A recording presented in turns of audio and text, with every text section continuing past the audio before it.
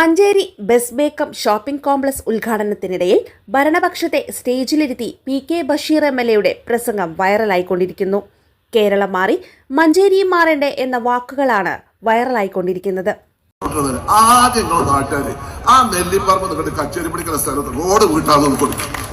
നിങ്ങൾ അങ്ങനെ കൊടുക്കുമ്പോ അവിടെ ഏത് എം.എൽ.എ ആണെങ്കിലും ആ പരിപാടി നടക്കും. ആദ്യം നാട്ടുകാരൊന്നും മുൻകൈ എടുക്കണം. നിങ്ങൾക്ക് എല്ലാ നാടും മാറി, ഇവിടെ ഒന്ന് മാറണ്ടേ. നിങ്ങൾ ആലോചിച്ചാൽ ഒരു മനുഷ്യൻ അന്നാണ് പോന്നാല് എം.എൽ.എനെ കുറ്റം പറഞ്ഞിട്ട് കാര്യമുണ്ടോ? ജനപ്രതിനിധികളെ കുറ്റം പറഞ്ഞിട്ട് കാര്യമുണ്ടോ? അതുകൊണ്ട് അത്യാവശ്യം എല്ലാവരൊക്കെ ഒരു 2 മീറ്ററൊക്കെ വിട്ടുകൊടുത്താൽ പിന്നെ പഴയ ബിൽഡിംഗ് ആണെങ്കിൽ പുതിയ ബിൽഡിംഗ് ഉണ്ടാക്കാൻ വേണ്ടി ആ 2 മീറ്റർ ഒഴിച്ചിട്ട് 1 മീറ്റർക്ക് ഗവൺമെന്റ് ഓർഡർ കിട്ടും. കിട്ടിയില്ലെങ്കിൽ നിങ്ങൾ പറയും, അപ്പൊ നമുക്ക് പരിഹാരം ഉണ്ടാക്കാം. അപ്പൊ അങ്ങനെ ആയിക്കാണ്ട് നടക്കണം. ഞാൻ എന്റെ സങ്കടം കൊണ്ട് പറയാം. കാരണം എന്താ പറയുക, ഒരുപാട് ബാപ്പു കുരുക്കള്, അതുള്ള കുട്ടി കുരുക്കള്, അതുപോലെ തന്നെ ഇവിടെ ഉമ്മർ സാഹിബ്, ലത്തീഫാക്ക, കുഞ്ഞിപ്പാക്ക ഒക്കെ എല്ലാവരും ഉണ്ട്. എല്ലാവർക്കും ഉണ്ടാവും. എല്ലാവരുടെ കുടുംബത്തിന്റെ ഭൂമിക്ക് തൊടാൻ പേടി. അങ്ങനെ ആലോചിച്ചാൽ ഒന്നും നടക്കൂല.